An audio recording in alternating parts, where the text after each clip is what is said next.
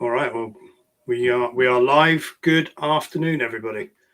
I hope you're well, and thank you for joining us for another webinar from Mentor Group. This afternoon's topic we're going to talk about is your talent strategy protecting or destroying your sales pipeline? And we're going to go into the detail of what we mean by this. And this afternoon we want to do the webinar slightly differently. We want to get as much interaction from you as we possibly can, and we're going to have a very much a conversational approach from us. It'd be a bit weird if I did that on my own, so I'm glad to be joined by two colleagues and people I've known for a very long time. So first, Catherine Mitchell. Hi, Kat. Hello, good afternoon, everybody. Kat's been working as an associate with us for 9 years, an executive and leadership expert, helping people with change strategies that are going to work both inside and outside of work. And Kat's got some fantastic perspectives on what we're going to cover off today. And then we've got a returning member, James Barton, Mentor CTO. James, how you doing? Matt. Very well, thank you very much. Can't stay away, can you? No.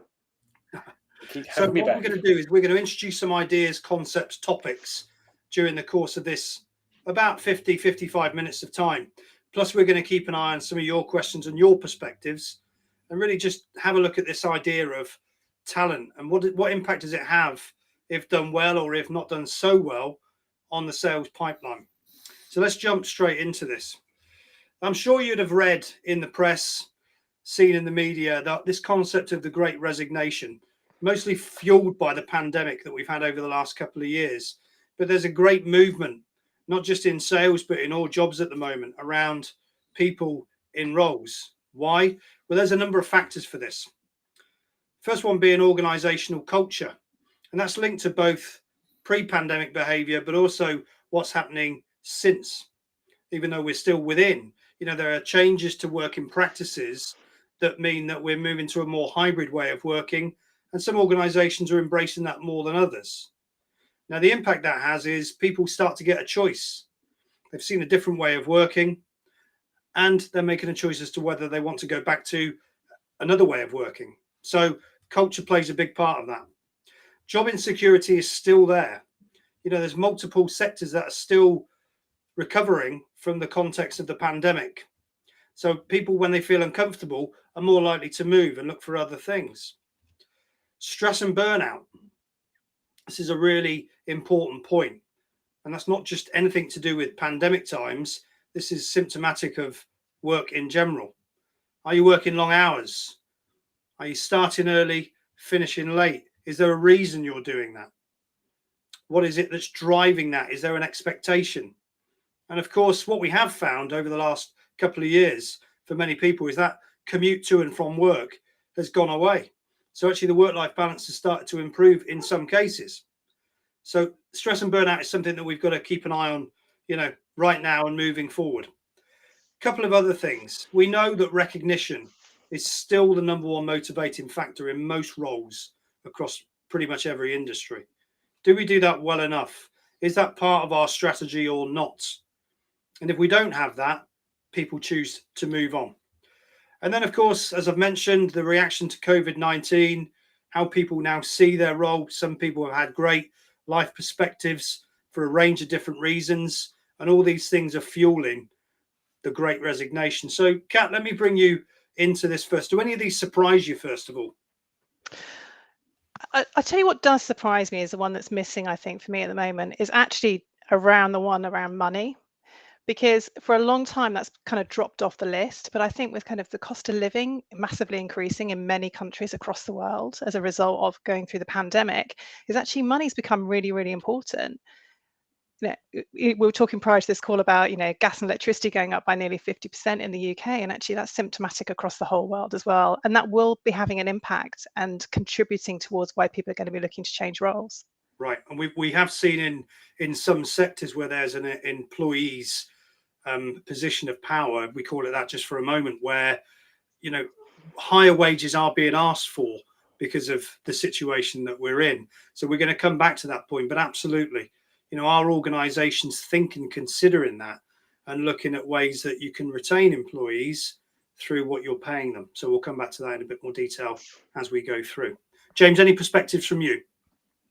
No, I guess the one that does, I would say this is, again, back to Kat's point about what's missing, it's the change of technology. Just the fact that we can do things very differently. What was not acceptable is now acceptable. And we can do a lot more. And my true belief here is that there is a reality that the organizations that are going to embrace this well are going to be able to capture the key talent.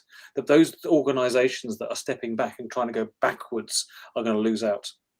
So I think, the question there is, why are millions of people leaving their jobs? I think organizational culture is right to be the top one. These aren't listed in any order, though, are they, Matt? This is not a hierarchy from us. This is, but I do think organizational culture and what you mentioned there about stress and burnout is really, but more people I speak to, they are doing more hours than ever before. They are doing them differently. So there's a balance. Yeah, absolutely.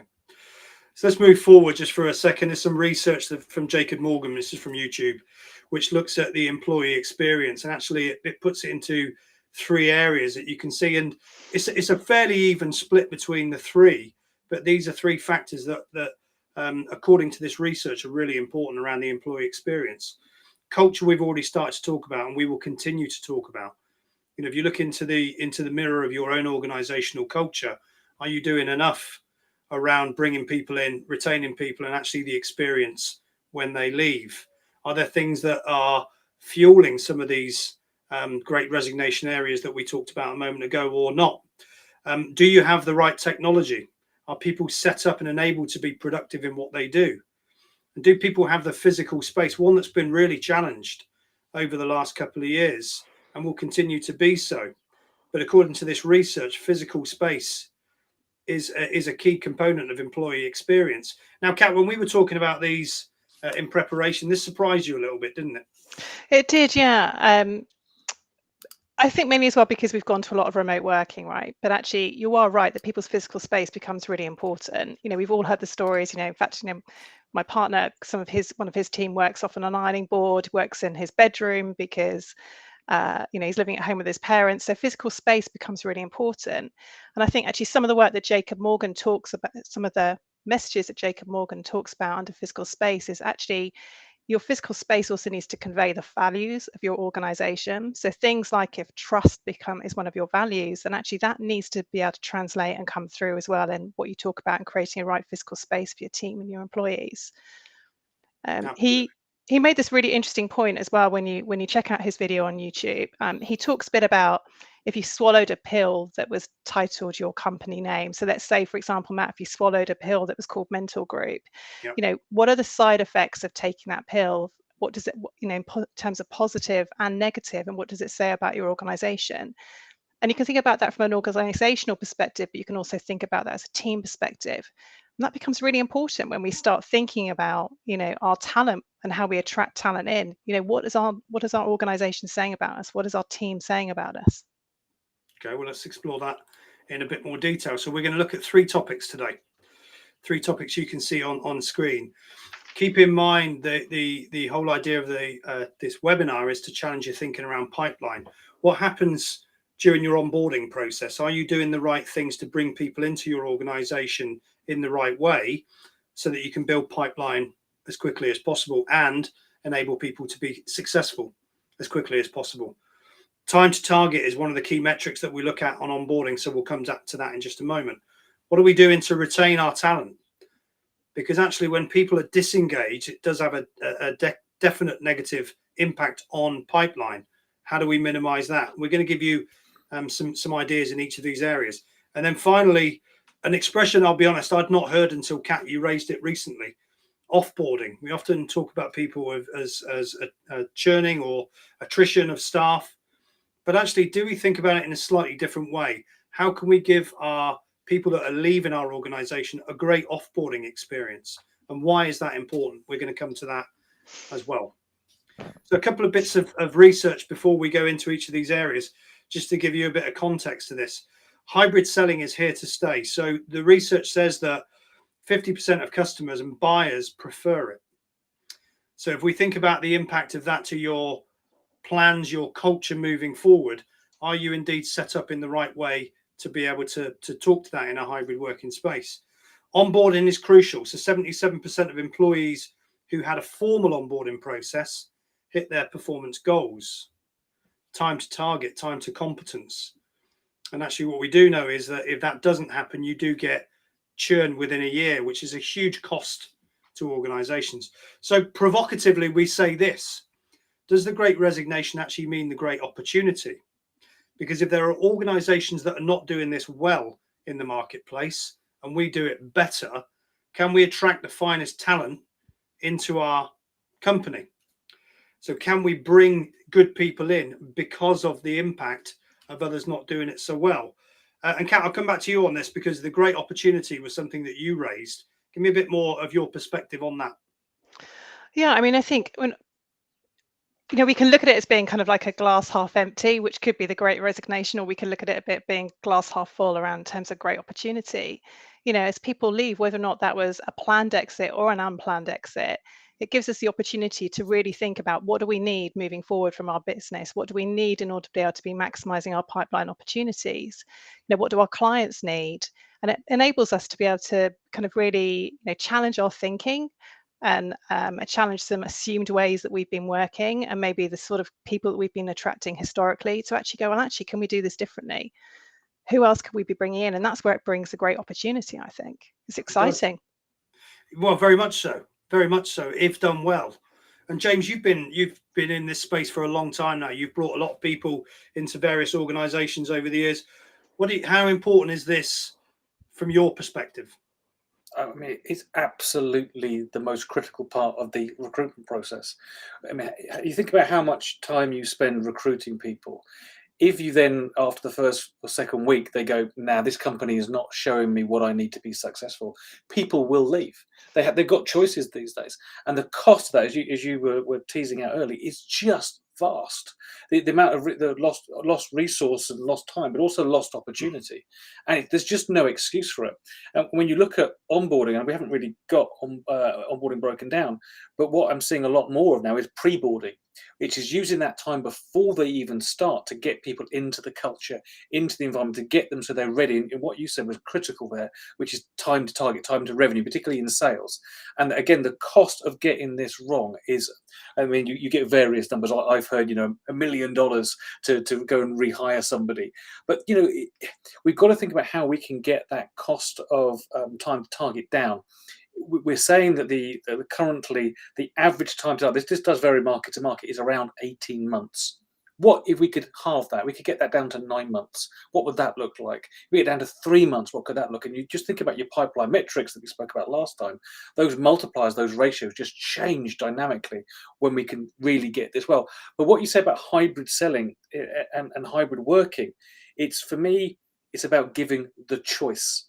I don't think we can any longer dictate whether someone's going to be working from an office or working from home. It's about giving people the choice. And I read a really interesting article just last week that talks about that is the most important thing, giving the choice. And that's where we can do it really well. And with the technology we got, we can onboard people, we can pre-board people, and to Kat's point, we can do that anywhere in the world.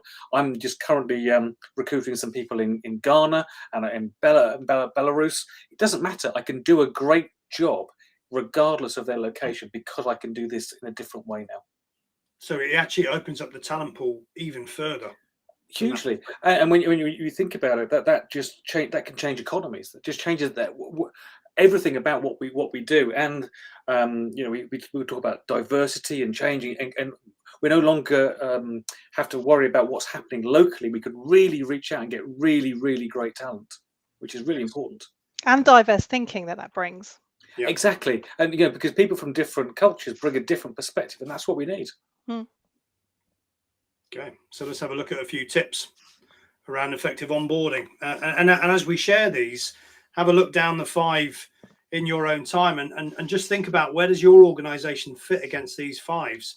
What we do know is when there's a good onboarding process, 91% of people stay in the first year. Well-structured onboarding program means 69% of new hires will remain at the company for 3 years. To the point you were just making there, James, you're talking about huge amounts of saving from a financial perspective, but more importantly, from a pipeline perspective, we're talking about continuity of performance across the team, aren't we? Absolutely. So 5 things, 5 key areas, and then again I'll get James and Catherine's perspective on these. James already alluded to this briefly. Get off to a fast start. What do you do within the first 30 days? What can you do prior to someone starting, providing you've got the right checks and measures in place? Help the individual get up to speed as quickly as possible. Time to target, getting the first opportunities in the pipeline. It's really interesting. I spoke to an individual just yesterday, actually, who was explaining to me that by month 6 in a role, she hadn't actually achieved target. So started to doubt herself, started to think maybe she shouldn't be in sales. But the reality is that with a good onboarding process, the time to target is still on average between 6 and 12 months. So what can we do from a fast start perspective to reduce that time to target? Because people are used to things happening faster in the modern world. Second one, develop relationships. So how can you make the individuals part of your team quicker? How can we do that in a hybrid space? How can we collaborate faster? How can we make them part of a high performing team by being inclusive and bringing them in to different conversations more often? Number 3, communicate the culture. So it's one of our top 3 from the research earlier. When the individual comes into the room, do they understand the culture? Do they understand what's expected of them? Is the culture lived or just on the wall? Number 4, have a check-in cadence. Now, in Mentor, we know in everything that we do, in order to get lasting behavior change, there has to be a regular pattern of behavior. There has to be a cadence in place. Why? Because in the absence of that, we don't learn stuff, we don't retain stuff, and we don't change. Whereas if you can consider the first 3 months of someone's onboarding, if there's a regular check-in pattern that you can make sure that everything's going okay, they're learning what they need to learn, they're experiencing what they need to experience from a culture perspective, then you're likely to get a faster time to target. And then the 5th one, really important, assign a mentor. Assign someone that they can speak to, that they can confide in, and so on. So 5 really interesting areas here. Kat, what's your view on these? Yeah, I mean, I absolutely agree with all of those. I think there's a couple that I think that I would build on. So if we think about that getting off to the fast start, you talk about building a 30-day plan. And I think actually if you can have a 30, 60, 90-day plan, it enables people to kind of see a little bit more into the future as they're joining this organization, be able to visualize themselves kind of within that team. And I think actually there's elements of that that you can co-create together. And I think that's really important for employee engagement because, coming back to your example that you gave about the lady who you met a couple of weeks ago, actually, if some of that plan, some of that fast start plan had been co-created with her, it would enable her to kind of better gauge how she was doing because she was part of creating the plan in the first place. Yeah, absolutely. And another key part I'd add into that as well is about setting realistic expectations. And with that becomes the metrics as well around this is actually what we really expect rather than and managing those expectations as you go along, I think becomes really important. Okay. James, anything to add? Yeah, no, I would agree 100% with what Kat was saying. I was just thinking of some recent experiences where I've automated the onboarding process. I'm just trying to listen to Kat's point about how you co-create that and just thinking how you can mix automation with that co-creation to make a very, very powerful individual. We speak about this about sales training, an individual learning journey, but there should be something around an individual onboarding process that meets the specific needs of the individuals. Because some people won't necessarily need to create to see things visually, and other people will. And I'm just talking about simple process. Yeah. We often think about onboarding in terms of for sales value propositions and learning the product, but we then neglect or we do a really, really bad job on teaching people how to use Salesforce, for example, and then wonder why it doesn't get used. The reason being is it just gets skipped over. We just say, oh, go watch that video or go or just do this. We don't tell them why. We don't engage with them around the process. And that then means everything else breaks, in my view. But I'm a techie, so. Good point. But, and James, actually, and different organizations in that example use Salesforce in different ways, right? Different expectations around what fields need to be completed, etc. So really laying your stall out and being very clear around that to manage expectation becomes really important. Well, I mean, this is not a Salesforce conversation, but when it comes to CRM, most companies don't tell people why it's important or sell the benefits to the salesperson. They just say, I need you to do it because. So it becomes something that you're forced to do, rather than, back to your point about engaging and saying, this is why, this is the power of what it can do, this is how it can help your sales. And then it makes people want to use it. And that's for any system at all. Can I add one other point as well, Matt, which is around this communicate the culture piece? I just don't think we should underestimate that, because that is really, really important. And it comes down to the little details, to, how people kind of build rapport on conference calls, on video calls with the team. So actually how you welcome that person into the team, those little things can make a difference. That welcome box that individual gets sent to their home address to kind of make them feel like they're part of that culture becomes really important. And as part of that, for example, a lot of us are kind of working from home nowadays anyway. So how do you create an immersive experience when it comes to onboarding somebody as well, where they can maybe see, I don't know, if you're in a production environment, where they get to see the production environment really come to life, and that they feel like they really connect with what the organization does. And I think those things start to make a real difference. I'll give you a live example. A friend of mine, an ex-colleague, just moved to I won't name the company, but a very large social media company that's recently changed its name, as a developer, and they sent him a pair of socks to say, I hope you're comfortable with us. That was part of their onboarding process. I know it's a daft thing. He posted that on social media, just saying how much he appreciated that they went to that effort to do so. It was just something personal, though, because there was some other personal reasons why the socks were involved. But somebody went to an extra step to make them feel really welcome. And it just, for him, he's like, I'm all in. I am committed to this company. It makes such a massive difference, just these little things. But just don't underestimate the power of them. Yeah, very much so. So the question out there is, what do you need to do in your organization when you're bringing people in to make them feel in such a way that they're going to post out to social media? It's important, because you're more likely to get retention, you're more likely to get people motivated, you're more likely to get a faster time to target, better pipeline, all these things.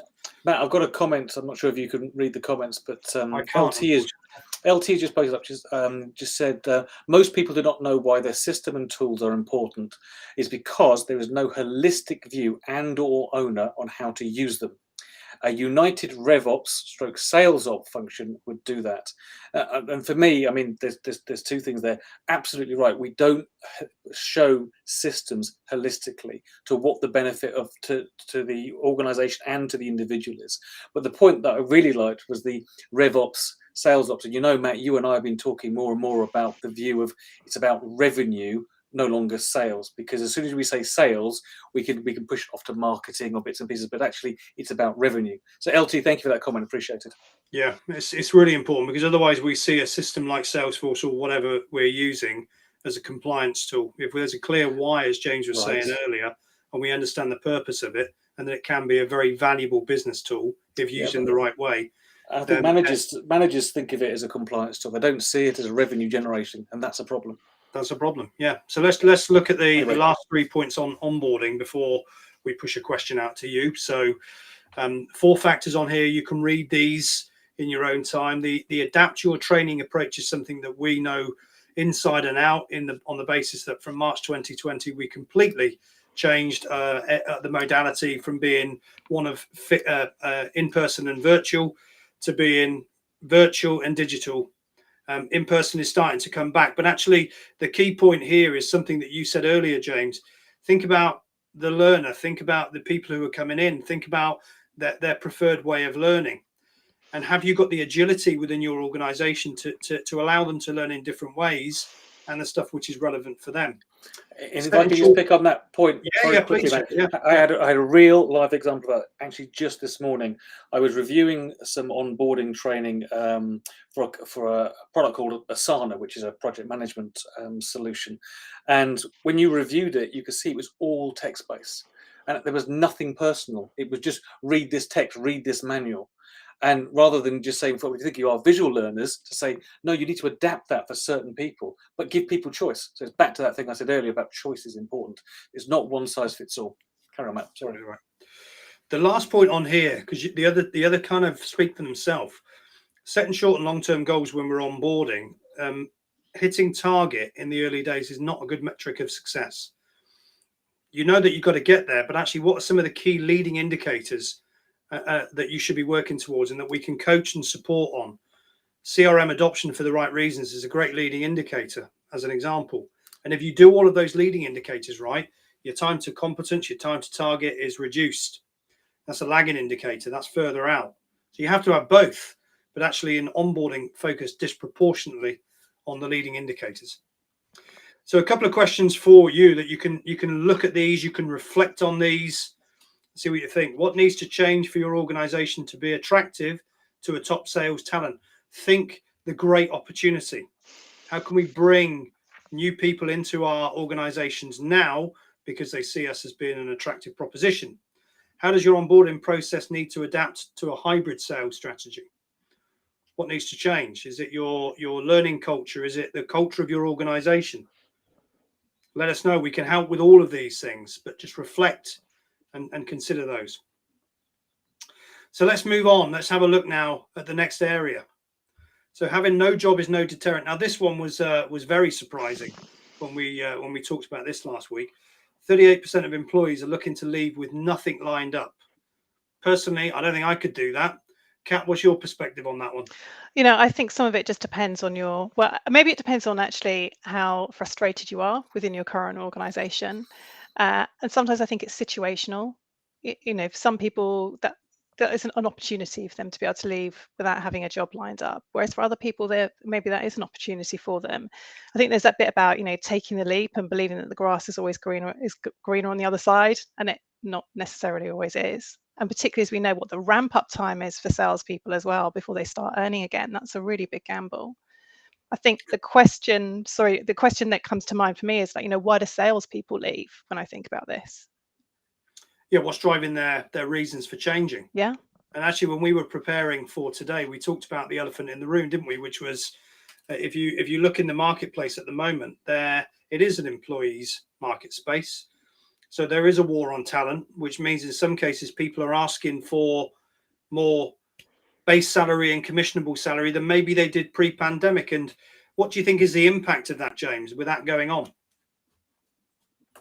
I think the problem you've got is as soon as you just focus down on money, you miss about all the other elements. But the other thing that is happening is that people are pointing to things like inflation, and they're saying, "Oh, we'll give everyone a 5% bonus." That's table stakes, as opposed to actually really motivating people to go. And I'm just reflecting again. You can't see the comments about, but Jason Bandy's put up. People are also realizing that it's okay to move jobs because their friends, colleagues are leaving and planting a seed that it's okay for them to move on to. Absolutely. And the problem is, if you know somebody that's moved on, you go, "Oh, why did you move? Oh, well, I'm getting paid a bit more, or they've got better benefits, or I have to travel less." That then triggers a chain reaction that we need to try and stop some way, shape, or form. Yeah, absolutely. And you made the comment earlier, the grass is not always greener. We talked about the fact that if you get a 25% increase on your base, you're probably going to be expected to do 25% more than you were anyway. So we've got to be careful of making decisions based purely on the financial side of things. Not easy to say, not easy to do.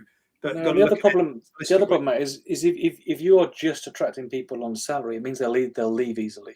Because if someone can come along and then offer them a little bit more, they'll go. There's no loyalty. So to really, if you're going to think about again that time to value, time to target, we've got to do more than just offer them money. We've got to offer them something where they say, "This is really important to me. I'm engaging with this organisation. I'm engaging with this culture. I want to be here." And it's not just about the money, because that is a fallacy. Okay, excellent. Right. So 3 employer mindsets for retaining individuals. The first one is, it's not just about the money. We're going to talk a little bit more about that on the next slide. The second one is that you want to make your organization, your culture, your workspace somewhere that people want to go.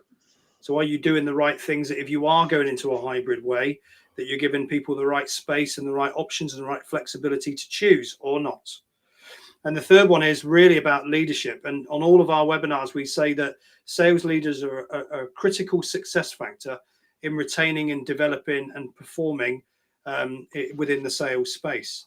So is your leadership culture providing the right mentoring, the right tools, the right coaching, the right cadence to drive success and therefore retention?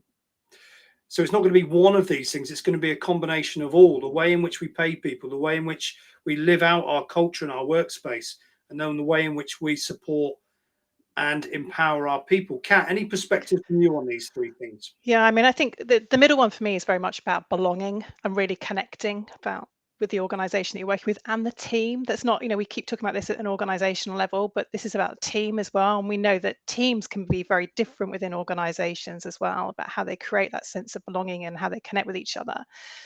The third one for me is just I love the third one, right? I'm a coach and I work with leaders from all over the world doing this sort of stuff. And this is about holding up the mirror and having the really honest, difficult conversations with yourself about, how effective am I at leading my sales team?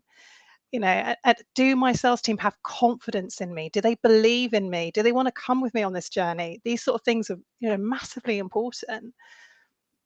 And the leaders are not immune to these factors, Kat, neither are they? No, not at all. Not at all. They're feeling the same way as well. And they've got the same vulnerabilities, the same financial concerns, they're looking for career growth, they're looking for career development, they're looking to learn as well, they're looking to stretch themselves, they're looking for what's next as well. They're absolutely not immune.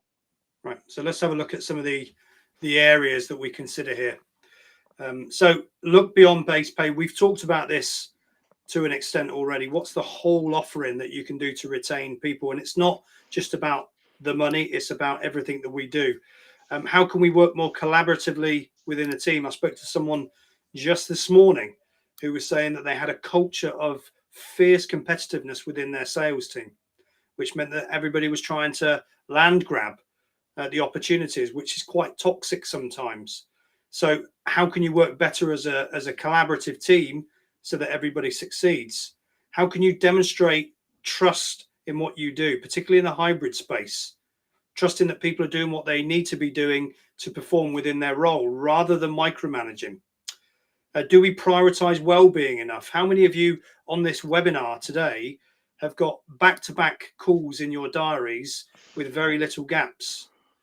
And do we form a part of that problem if we're in a leadership position where actually we're not recognizing that people need those gaps, that people need that thinking space, that they need the breaks? Do we prioritize well-being enough? I'm definitely going to come to you on this one in a second, Kat, because I know this is a hot area for you. And do we model a culture of respect and inclusion? Again, this is a checklist. So we're not saying that everybody should be good at all these areas. We're saying these are areas that you should consider and that we can help you with. This is a good time to just take a step back and go, actually, we could improve in here. We could do more around teamwork. We could do more around how we demonstrate trust. Let me come back to well-being then, Kat, because this is a key area of yours, a passion of yours, isn't it? Yeah, definitely. And it's what I think this, links into the piece we saw earlier on about people feeling like burnt out and stressed. James touched on about how the daily commute has gone, but actually all that's happened is people have just elongated out their day. So instead of leaving for home at maybe 7:30, 8 o'clock in the morning, actually they've logged on at 7:30, 8 o'clock in the morning, and then, hey, they're still carrying on working until 6:30, 7 o'clock at night. There's not that break anymore. And actually, it's amazing how many people use the daily commute to decompress or to get ready for the day. And so, one of the things I'm always encouraging my clients to do is to just take a couple of minutes break. If they've got those back-to-back calls, when they go to make the coffee, can they step outside and drink the coffee rather than staying completely glued all the time, bum on seat, call after call? It's not an effective way of working. And all that happens over time is your stress levels increase and your productivity massively declines. Absolutely. James, we're going to you mentioned. I was just laughing at Kat's point there about back-to-back calls. How many of us are back-to-back and don't even have time for a drink of water or a comfort break? It just again, company culture and expectations. We always set meetings for an hour long, and they just, if I give a little gap in my diary, someone fills it. You think, give me a break here. So you have to start scheduling in the breaks. But what I really liked, Kat, was what you were saying there about the decompressing and getting yourself ready in the mornings for the commute. I mean, I've currently been forced to do walking in the morning, listening to podcasts, and I haven't done that in such a long time. and it's just reminded me how good it is for me to get back into some of those areas and start to listen and use that time to learn, as well as just get, because normally I would just get straight back to work, as you say. Yeah. 6 o'clock in the morning, I'll be online, and Matt knows I'll email him at 6:30. Sorry, Matt. You know, I talk to my clients about having something for the mind in the morning that's different from what you do from, you know, using 9 till 5:30 example. It's different from 9 to 5:30, and it's amazing how much you can learn just from I mean, I'm a massive fan of podcasts, as you know, but well, sometimes my best ideas come from doing some hobbies, and you can see I've got hobbies behind me, and it does, when your brain's disconnected from the actual work, sometimes it does just really spark those great ideas. I just want to build on the point, Matt, where you talked about trust. I think one of the things that's really important is about feedback. And I find it incredible how many organizations and teams and managers and peers shy away from actually giving, you know, good feedback. And that's such a fundamental part of being able to build trust. Do you think we need to do that as salespeople? We need feedback, particularly because we're all working from home. There's always a risk in organizations that if you give feedback, it comes with a judgment. So how important is it that you give feedback with no judgment? Look, I think we've all been on the receiving end of feedback when it's been done well and feedback when it's not been done so well. You know, and I think we have to kind of remember that as an experience. Just because you're ready as the person to be able to give that feedback doesn't mean the other person's ready to be able to listen. And you have to create a time when actually everybody's ready to give the feedback and that they're ready to listen. I think there's a lot about context, and there's a lot about getting into the best practice of always debriefing after client meetings. So if you're going on a sales call together into a meeting, then make sure afterwards it's like, you know, how did I do? How did you do? What's one thing we could do better next time? Absolutely. And it becomes a process, but feedback is fundamental to building trust, especially when we're working in hybrid setups. I agree. And I had another live example of this again just yesterday, where in a team meeting, one individual gave very direct feedback, but because they had earned trust, that feedback was well received. So you could, as you say, they had to know, I can do this because I've already got that foundation. But it was very, very direct. You know, most people would shy away from it. What I learned from that is it's good to be direct, because sometimes it just cuts through. Good examples. So question to you all, and James, if you can keep an eye on chat for me, see if anything else is coming through. What does your organization need to do to improve the employee experience? Employees that are actively engaged within a culture are likely to give between 15 and 20% more discretionary effort. That's going to have an impact to performance. That's going to have an impact to pipeline, and the counter can be said. If you haven't got some of those factors working well, then people will disengage, their activity levels will drop, the focus will change, and it will in fact impact performance and pipeline overall. So what does your organization need to do to improve the sales employee experience? So let's look at the last factor now before we wrap up today. Performance drops before the departure. Now, we've all experienced this over the years. If you've been moving between roles, you get to the point where you feel like you either want to go, or you're going to go, or you've given your notice, and inevitably the performance drops off because you know you're going to be going elsewhere. So sales performance is impacted 3 to 6 months before the employee leaves the organization. So if we put that into a bit of context for a second, let's say it's 3 months. You've got someone who's going to leave 3 months later. It's then possibly going to take 3 months to get somebody on board, and then potentially up to 6 months to get a new person to target.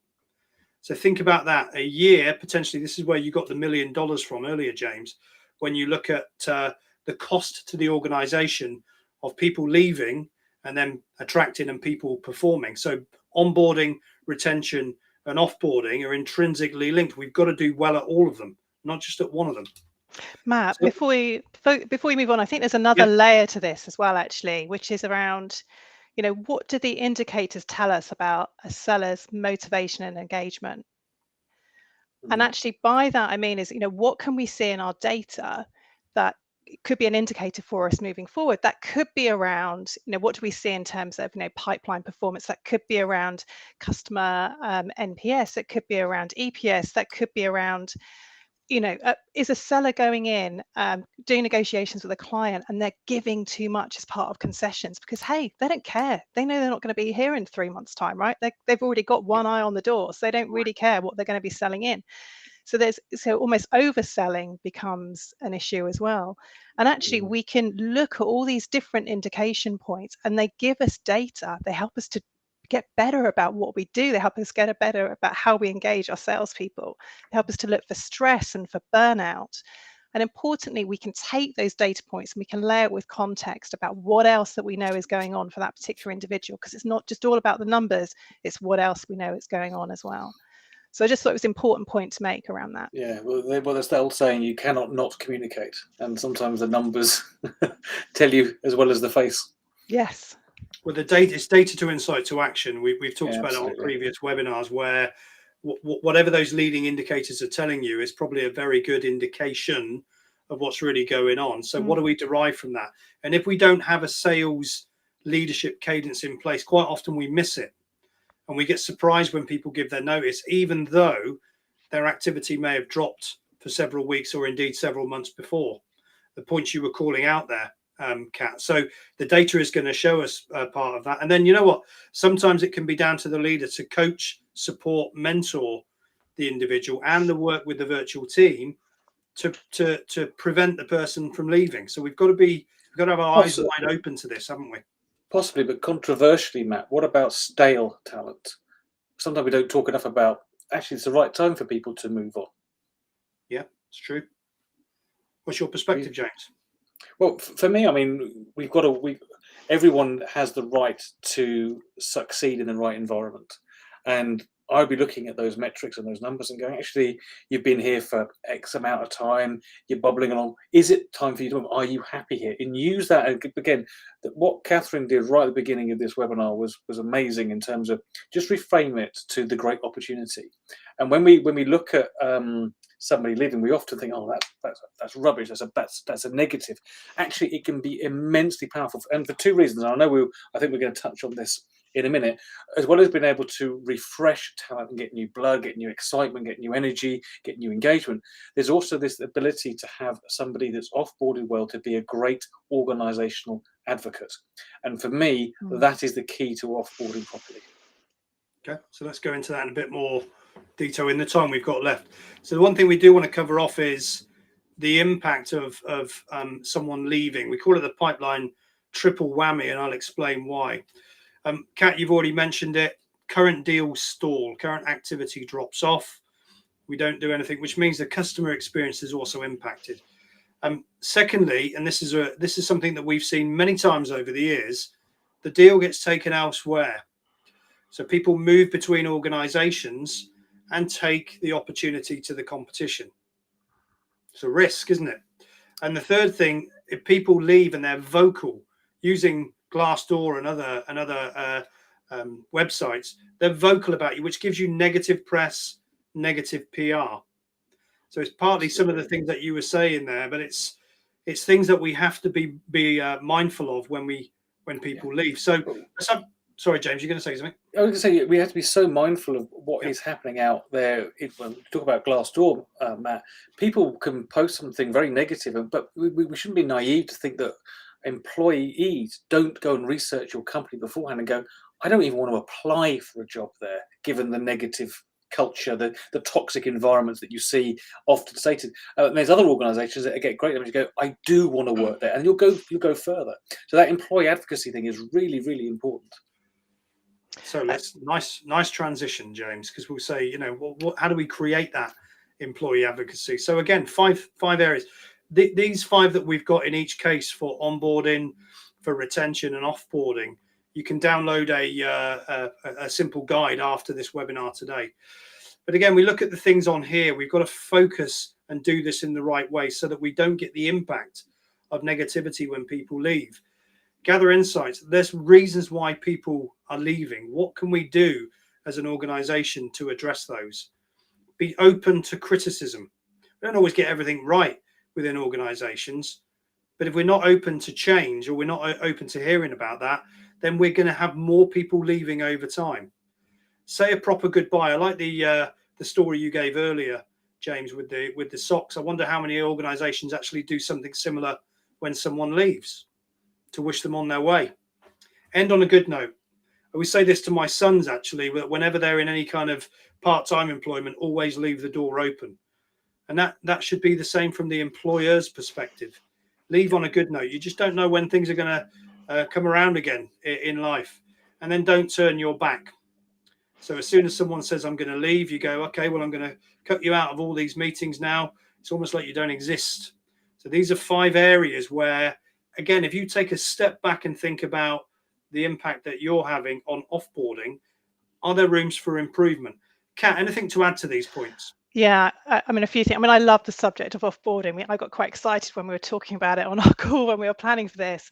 I think there's a couple of things I'd kind of layer on this. There's 2 parts to offboarding. There's the planned offboarding. There's the one where we know the salesperson in our team maybe is moving to another role within the organization.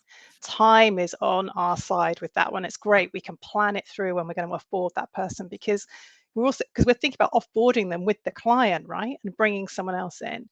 And then we have the unplanned offboarding, which is maybe where we're looking to move somebody out of the organization and we've made that decision, and maybe that's happening quite fast, or versus that's somebody resigning as well. Each are a great opportunity to learn. When we think about the gather insights piece, there's a bit around kind of being able to do exit interviews with people where we get lots of information from. But for me specifically here, if we drill down onto the pipeline, this is a really great way for us to be able to get a download from that particular salesperson around the customers. So for example, you want the latest on the relationships. Tell us about the customer relationships. You want to get that information from that seller before they leave. You want to be understanding from the salesperson as well. Tell me what your 30, 60, 90-day plan was for that particular account, for this particular customer opportunity, for this particular engagement. We need to be getting as much information as possible. And maybe a nice one to add on to that as well is, okay, the new salesperson is going to be coming on board. What's the one bit of advice you would give this new salesperson as they're going to be taking onto this account? What do they really need to be keeping an eye on? That's a great way we can really maximize that insights piece. It's a linear path, James, from what we were talking about right at the beginning with onboarding. If you get that CRM adoption piece right and you gather the customer information in the customer relationship management tool, but when people leave and we do offboard, we have all the intelligence that we need already. Yeah, and sadly, we don't see enough of that, do we? No, we sadly don't. And then you obviously get the benefits of complete congruity across accounts. You don't, and we've all been there where you've been passed on from one account manager to another, and they ask you to restate what you told the previous account manager and the account manager before that, the same thing about what we do. It's just not captured in any way, shape, or form. I'd be really excited about doing some sort of video-based piece there, but that's another story. I've just gone off on one. Just had a thought. Can I add 2 other things on as well, Matt? As well, please, yeah. On that. Okay, so another one is around this kind of saying a proper goodbye and ending on a good note. These 2 are intrinsically linked for me, right? This is about acknowledging someone's contribution. Yeah. And acknowledging the contribution they've made in terms of the team and the performance and its success. And actually, I think this really lays your stall out about who you are as a leader and a manager, that you're able to do that not only to the individual, but to the wider team and also to the customer. The customer needs to hear that as well, and they want to be involved as part of that. It's all part of transition and letting go, which is really important for people. And then the final piece I'd kind of add in is on that don't turn your back piece. You talked there's a little bit about boomerang employees potentially. I know I did that. I left in one sales role, went somewhere else, and then went back to the organization in a different sales role. We move around. People go to partners, people go to competitors, people go to customers. Some people travel back to organizations. So keeping in contact with people becomes important. And doing, as part of don't turn your back, do your post-mortem. What could we have done differently? What could we improve? What could we do better next time when we're thinking about onboarding, retaining our sellers as well? And we can do that as part of that post-mortem as people leave as well. Yeah. And Catherine, you just reminded me of another thing. Again, saying a proper goodbye, ending a good note, and not turning your back. It goes to us as employers as well, that we shouldn't be criticising people that have then left. Because what do the other people hearing if you're criticizing someone that's left, that creates a culture of, well, that's going to happen to me. That's what you really thought. You weren't a genuine individual. So making sure that you don't badmouth it, you thank someone for their contribution and then move on is critical. Yeah. Absolutely. So the question again is, what elements of your offboarding process, if you've even considered that, do you need to improve for sellers? What do you need to do differently? Are there things that are happening as people leave that then impact the way that people join the organization? Are there lessons we could learn or not? So in closing, as we get through to the end of this, sales is impacted by the effectiveness of all three of those areas. How well we bring people into the organization in the first place, how well we tailor the learning experience across technology, process, and people to give them the best fast start and get them to target as efficiently as you can. How you embrace your culture and make them part of the team is really important.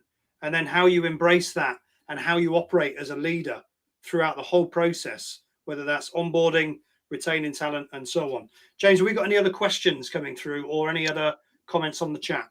No, we haven't. Okay, no problem. And then, of course, as we're about to do, saying goodbye. So please do download this guide. It's got those 5 factors in each of these areas that really are just things to provoke you on to go, actually, we could do better in here. Download the guide, drop me an email, and I'll make sure you get that. If there's any of these areas that you want to dig deeper into further, just include that in your email. We can set up a call and let you know how we can support you as you go forward. Thank you, as always, for taking time out to join this webinar. Our goal is always to give you 1 or 2 things that you can take away, your marginal gains that are going to help you and your organization be more successful. Kat and James, thank you very much for your time. Thanks, Matt. You're welcome. Thanks for hosting. Oh, always, no problem at all. And, do get in touch if there's areas you want to get support on and to dig deeper into. Thanks once again, and we'll see you again soon.